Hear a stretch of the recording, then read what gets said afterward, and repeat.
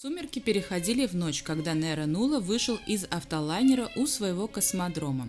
Он очень надеялся, что сегодня на взлетной работает кто-нибудь из стареньких, кто не будет проверять его документы.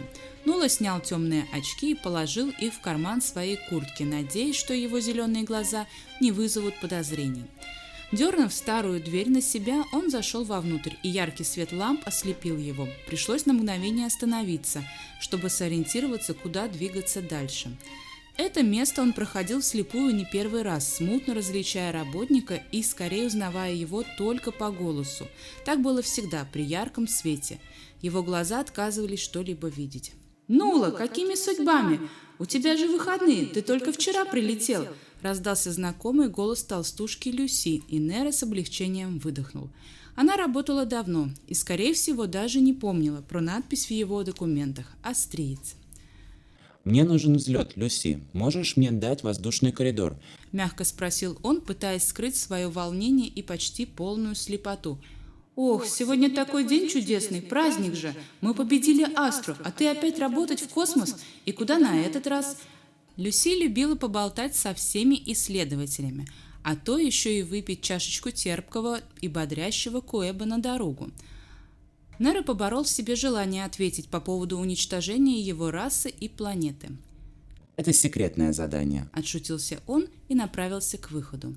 «Удачи тебе!» – раздался голос толстушки, когда Нера уже открыл дверь, и его глаза снова смогли видеть. Стоянка 26 находилась почти в конце импровизированной дороги, по обе стороны которой стояли шаттлы. Частный космодром отличался от планетарного в первую очередь тем, что здесь не отслеживали парковку и количество припаркованных космолетов. Поэтому, часто взлетая или сажая челнок, можно было задеть соседний корабль или вовсе не взлететь.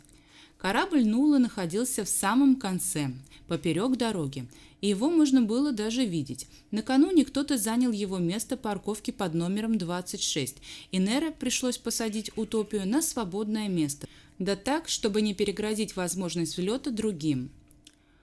Он быстрым шагом шел вперед. Дорога слабо освещалась стеей, которая уже взошла и висела в небе большим желтым блюдцем. В слабом ее свете корабли по обе стороны казались остовом странного гигантского животного. Вдруг в переноске зашипела Орса. Нула резко обернулся назад, и его сердце замерло в животном страхе. За ним, быстро приближаясь, летело нечто с горящими огнем глазами. В языках пламени Нера смог различить силуэты головы зверя, давно вымершего зверя с уничтоженного спутника Стикса. Мало кто помнил такие подробности, но этих тварей одно время использовали для войны на Каците. В горле все пересохло, а ноги сами понесли его вперед к кораблю. Напряжение было столь велико, что Нера боялся упасть и не подняться вовсе. Астриец обернулся еще раз через плечо, в тот момент, когда преследующий его ликвидатор метнул копье. Нера резко отклонился влево. Копье пролетело мимо ног, слегка коснувшись летного костюма, и, пропахав землю, упало перед ним. Добежав до него, Нера остановился, тяжело дыша, и поставил переноску с Орсой на дорогу. Бедная зверюга металась и шипела внутри, явно пытаясь выйти наружу. Нула перекинул сумку за спину, продев руки в лямки, таким образом сделав ее на какое-то время рюкзаком, и схватил копье. Оно было теплое, и внутри него бежал жидкий огонь, а рукоять покрывал резной узор. Это выглядело весьма необычно. Видимо, его преследователь был высокопоставленная персона, раз использовал такое особенное оружие. «Что я делаю? Нужно бежать. Это ошибка», – пронеслось в голове Нулы. Но было уже поздно. Стикс оказался совсем рядом.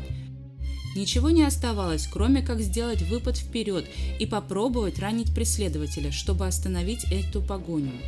Но легионер ловко схватил копье и с огромной силой рванул на себя. Оно выскользнуло из рук Нера.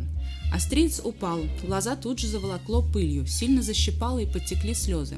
В следующее мгновение его схватили, подняли в воздух и швырнули в металлический бок чужого корабля. Удар был очень сильным, что Нула даже испугался за свои ребра. Дыхание сбилось, но это была ерунда, так как в следующую секунду его прижали к борту космолета и начали давить на горло копьем. Нейро схватился за него руками, отстраняя от себя, но ликвидатор был сильнее и здоровее его. Огненные глаза притягивали, забирая все желание сопротивляться. Нула чувствовал, что он слабеет с каждой секунды. Нужно было что-то делать.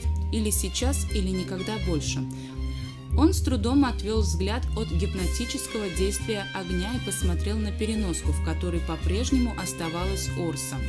Сумка подпрыгивала на месте. Зверек тщетно пытался вырваться из нее, но металлическая решетка внутри не давала ей выйти наружу и тем более увеличиться в размере. Нула собрал все оставшиеся силы, чтобы оттолкнуть руками копье, которое стало не просто теплым, а уже горячим, и сполз вниз, вдоль корпуса шаттла. Его преследователь явно этого не ожидал. Неро побежал к своей утопии, по пути схватив переноску со зверьком. Свободной рукой он нащупал в кармане куртки ключи от корабля, достал их и прижал большой палец к маленькому монитору для считывания отпечатка пальца. Шлюз открылся с металлическим глухим звуком в тот момент, когда Нула, спотыкаясь, забежал на подъемник. Мягкий, тусклый свет лился из корабля, даря надежду на спасение. Неро взял переноску в обе руки, повернул замок на ее дверце и кинул сумку со зверьком вглубь шаттла. Он нажал на маленький индикатор, но звука закрывающегося шлюза не последовало. Заело. Пронеслось в его голове, и он повернулся. Холодное дуло пистолета странной массивной формы уперлось в лоб, а сильная рука схватила его за куртку, не давая вырваться. Неро с ужасом догадался, что эта штука и есть оружие для ликвидации, для его ликвидации. Пуф, и все попытки вырваться будут напрасными. Он закрыл глаза, вцепившись руками в проем шлюза. Орса, девочка, где же ты? Пронеслось в голове. Может, я недостаточно повернул замок на переноске, и она не может выйти? Вдруг шлюз загрохотал. Он всегда закрывался с особым глухим и болезненным звуком. Стикс подставил тяжелый летный ботинок, чтобы задержать двигающуюся дверь, а Неро в этот момент ударил его ногой. Удар пришелся ниже колена, где был плотный космический доспех. Это слегка пошатнуло устойчивость соперника, и холодное дуло отстранилось от головы. Ликвидатор работал только в плотном контакте с ликвидируемым. Неро это знал по слухам, и совершенно случайно, но уместно эта информация всплыла в его памяти. Где-то сбоку метнулось длинное бурое тело, и в следующую секунду пролетело между Неро и ликвидатором. Так быстро, что никто не смог понять, как все произошло. Золотая густая кровь хлынула, заливая собой куртку и пол корабля. Стикс пошатнулся и отступил назад, не понимая, что происходит. Он шипел, как большая змея, а шлюз, не имея препятствия на своем пути, быстро закрылся. Но расслабляться было рано. Нула вбежал в отсек управления космолета и, не дожидаясь связи с Люси, которая должна была дать разрешение на взлет, дабы избежать столкновений с шаттлами над космодромом, экстренно запустил систему корабля. Утопия, взлетаем. Бортовой компьютер, в отличие от шлюза, работал надежно и не давал сбоя. «Двигатели готовы», – раздался электронный голос. «Запускаю вертикальный взлет. Вы хотите перейти на автопилот?» Да, я хочу перейти на автопилот. Неро изнеможденно рухнул в кресло перед большим экраном. Даю координаты.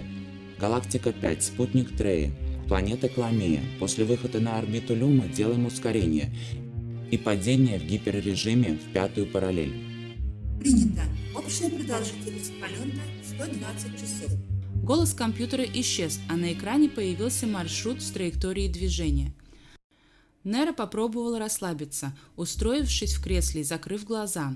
После такого стресса и безумного выброса адреналина его начинало трясти, а его мозг предательски прокручивал на повторе ужасные картины его преследования. У ног раздался урчащий звук, а потом грохот. Нула посмотрел вниз. Рядом с его креслом крутилась Орса, играя со своим трофеем, откушенной рукой Стикса. Зверюга то подкидывала ее, то катала по полу, брала в зубы и крутилась на месте, а потом положила огрызок на колено хозяина.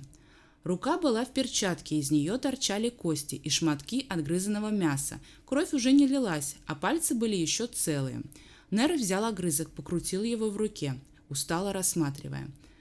На одном из пальцев прощупывалось кольцо, и он снял перчатку. Пальцы были с длинными черными когтями и имели темный пигмент, как у всех высших рас, знак владения силой планеты, на которой был рожден. Нула развернул руку тыльной стороной и посмотрел на перстень золотого цвета с круглым черным камнем, покрытым желто-красными прожилками, символ планеты Стикс. Это был перстень, который носили главнокомандующие легионами Стикса. Его вручал император при посвящении на должность. Неро замер, чувствуя, как холод побежал по его коже, а сердце в ужасе пропустило несколько ударов. Получается, его преследователь был никто иным, как сам Аспид Сетх, известный своей непоколебимостью и неотступностью, в прошлом охотник-ликвидатор, а нынче командир всего космического флота расы Стиксов. Теперь Нула начинал понимать, что откушенная рука повлечет за собой не просто ликвидацию, но и месть, в ходе чего смерть будет долгожданным исходом. Аспид достанет его хоть из-под земли. И сколько бы времени ни прошло, эта жажда отомщения не будет забыта. Орса выжидающе смотрела зелеными глазами на хозяина. Нула снял перстень и небрежно сунул его в карман куртки, а руку бросил зверю. Корабль вышел на орбиту, и компьютер сообщил, что входит в ускорение для гиперпадения в параллельную галактику. Но Неро этого уже не слышал. Он заснул прямо в кресле перед монитором. Орса доела руку вместе с костями и прыгнула на колени к хозяину, уменьшившись до размера кошки. Она немного потопталась на месте, а затем устроилась, свернувшись калачиком. Голубая планета Люма осталась позади, как и весь этот безумный день. Утопия пролетела мимо императорского корабля Стиксов, но никто этого не заметил, так как еще не было распоряжения зачистки всех 7 галактик, и сканеры по ДНК не были настроены на выслеживание оставшихся в живых астрийцев. Впереди был темный космос и утопающая в тропических лесах Кламея.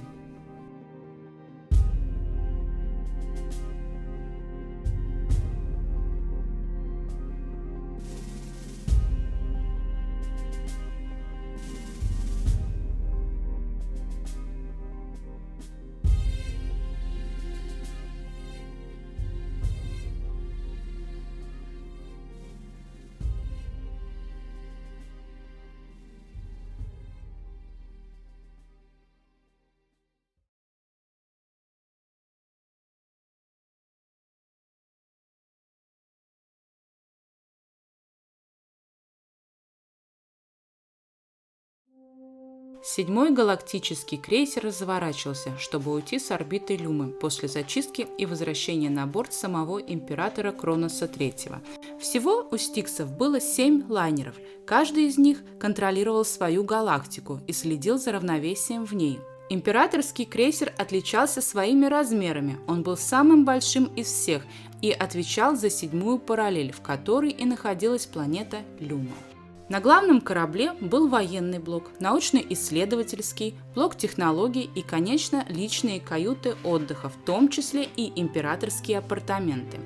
Научно-исследовательский и блок технологий были тесно связаны между собой, находились рядом и поэтому практически не разделялись. Называли их просто «блок технологий». Здесь трудились и работали на благо всех стиксов деятели науки, изобретая высокотехнологическое оружие, новые препараты для лечения, восстановления, уничтожения и создания не только граждан Стикса, но и целых планет с их населением. Здесь когда-то работал выдающийся изобретатель, доктор Ирий, который придумал и воплотил в реальность капсулы для быстрого восстановления поврежденных тканей и создания новой эмбриональной жизни. Именно Ирий по приказу императора смахнул пыль с образцов ДНК некогда уничтоженного древнего рода стиксов и воссоздал Аспида Сетха, добавив немного технологий в его образ. Это была его лучшая работа, так как воссоздание проходило практически с нуля. Через некоторое время доктор бесследно пропал, но его наследием пользовались и сейчас, спустя почти целый век. Сейчас обстановка в этом блоке ничем не отличалась от тех давних пор, разве что появилось новейшее оборудование, сверхсовременные компьютеры и новые лица занимали старые должности. Главным руководителем этого цеха был Ати. Доктор занимался капсулами, это была его страсть, он считал, что именно капсулы – будущее Стикса. Дело в том, что их раса давно уже не имела силы своей планеты, в отличие от астрийцев, но стиксы умело это скрывали, выдавая высокотехнологичность за силу планеты, и таким образом удерживали свое правление во всех 7 галактиках. В противном случае их власть могла быть оспорена другими высшими расами.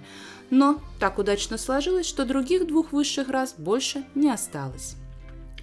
В этом же блоке, но не в полном подчинении Атия, что сильно его раздражало, работал сын Ирия, доктор Опус.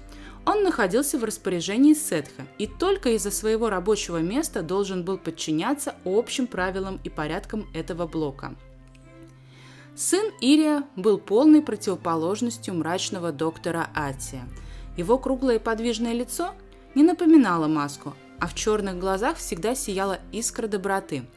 Он отличался небольшим ростом, крепким телосложением и подвижностью, иногда решая поставленные вопросы неординарно, порой нарушая порядки блока технологий, что забавляло Сетха, а Атия вводила в бешенство.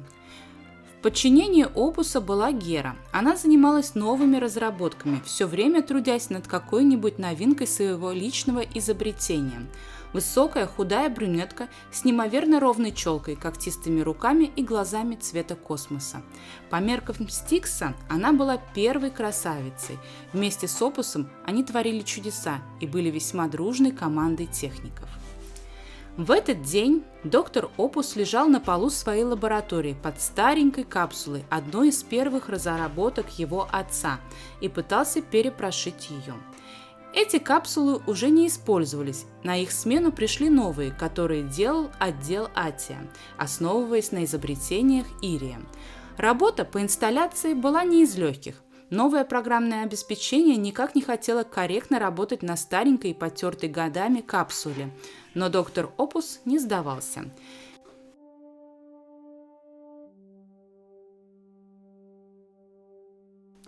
Гера же сидела в кресле, периодически разворачиваясь в нем на 360 градусов, то в одну сторону, то в другую, попивая сладкий, густой, бодрящий энергетический нектар. Одним словом, работа в этот день шла вяло. А быстро они зачистили сегодня космос. Отдел Атия старается изо всех сил, сказала Гера, посмотрев в мониторы, в которых отображалась удаляющаяся орбита Люмы. Странная история с этой Астрой. Раздался голос из-под капсулы. За такие рассуждения нас могут выкинуть в открытый космос, Опус, улыбнулась Гера и продолжила. Слишком маленькая планета была эта Астра, чтобы так досаждать всей 7 галактике. Нельзя такие вещи говорить, и хорошо, что Сетх нас не слышит, а то он пытается быть идеальным в глазах императора. Ты представляешь, если Кронос III назначит его следующим правителем 7 галактик? Воскликнул Опус с полу. Весь отдел будет наш. Мы сможем больше работать и иметь полный доступ ко всем секретным разработкам. Такие научные возможности откроются перед нами. Я бы очень этого хотел. А главное, не будет Атия, протянула Гера, попивая нектар из большой чашки. Он отвратительный, и я его боюсь. Надеюсь, что Аспид уберет его с должности главного доктора технологий, как только займет пост императора.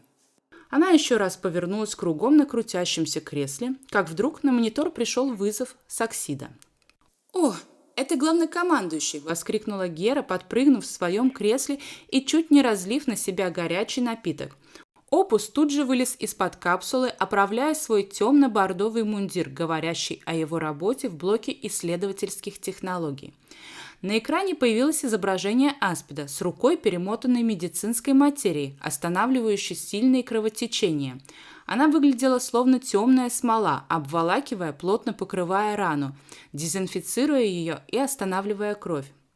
Ты не говорил, что твоя капсула на моем корабле не регенерирует конечности без введения в сохраняющую кому. У меня нет времени на сон.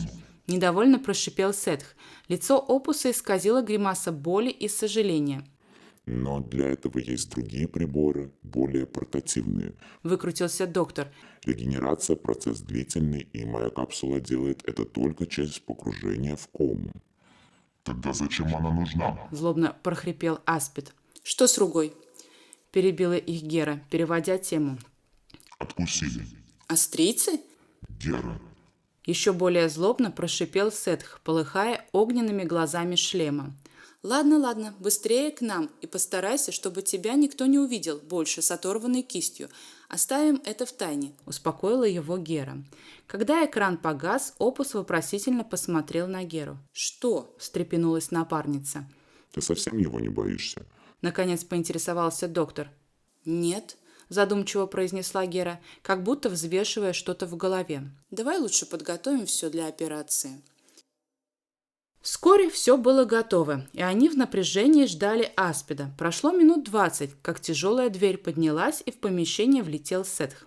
Как только шлюз опустился, Опус ввел код, чтобы никто не смог войти и помешать процедуре. Легионер устало рухнул в кресло и со вздохом нетерпения положил окровавленную руку на операционный стол. Гера подъехала на кресле и опустила ближе к руке подвесной сканер. Сетх сделал движение головы, как будто пытаясь сбросить прядь волос, и шлем-маска сложились в небольшой встроенный датчик за ухом. Его волосы были черные, со встроенными искусственными нитями, которые пульсировали золотистым светом, а у линии волос кожа переходила в мелкие черные чешуйки, как у змеи. Лицо узкое, бледное и хищное, с точенными скулами, нос слегка крупноватый, но при этом правильной формы. Когда ему становилось больно, тонкие губы искривлялись, и между ними виднелись острые белые зубы. Его глаза были черные, но, как и у всего его рода, имели маленький красный зрачок, больше напоминающий тлеющий уголек. Гера из-под-лобья посмотрела на него. «Отвратительно выглядишь, Сетх. Рассказывай, что случилось?» В этот момент она сняла последний слой плотной медицинской субстанции с раненой руки, и Аспид поморщился от вида отсутствующей кисти.